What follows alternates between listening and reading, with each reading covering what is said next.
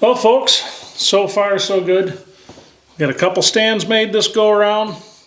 For years I've mounted this drill press on a bench, and it's always been the biggest, probably one of the biggest mess makers that I own, just with the metal shavings completely getting all over your bench. And plus, you guys know how I work. It's usually sloppy, stuff everywhere. So we're really going to see how it goes having this stuff on its own stand and see how much clutter I can avoid. Probably going to set the drill index behind it, things like that on the shelf there. But that's what we're doing. I'm kind of trying to keep things spaced out. Now this isn't a high power drill press or anything like that. It's a cheap Delta Shopmaster drill press. It's probably 15, 16 years old, but I use it a lot.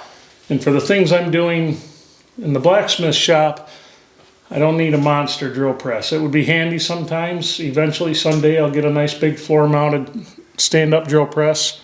And yeah, I know, they're all stand-up. You guys know what I'm getting at. Eventually, we'll get something like that. But for now, for what I do, for what I need, this is perfect.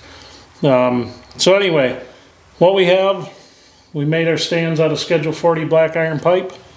We've Tapconned them into the floor. We have our 6-inch grinder set up with the Scotch-Brite, the deburring wheel. That's all I use that for.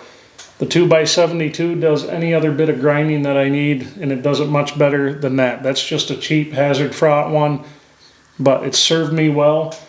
I already talked about how the whetstone on it kind of got destroyed. Well, the stone's fine, but the plastic gears.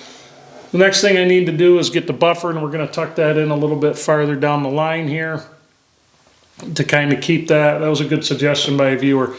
Kind of keep it away from the metal, the grinder dust as much as we can. I still want it in the same area because I'm trying to get a workflow and I'm trying to get a process.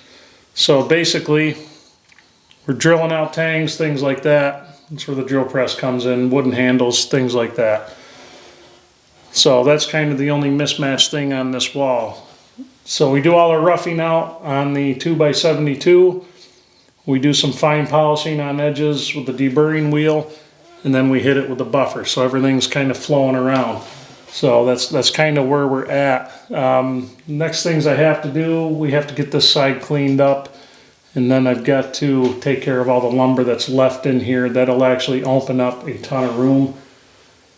And as we get that done, I'll get the metal reoriented on the walls, things like that, and then we can kind of get into really the fun part of actually building the new forge, at least the base for the forge. The forge pot's going to stay the same. That's a nice one out of 1/2-inch plate steel I made. Still be the blower on it, things like that. But we're getting to be in good shape. Well, hopefully.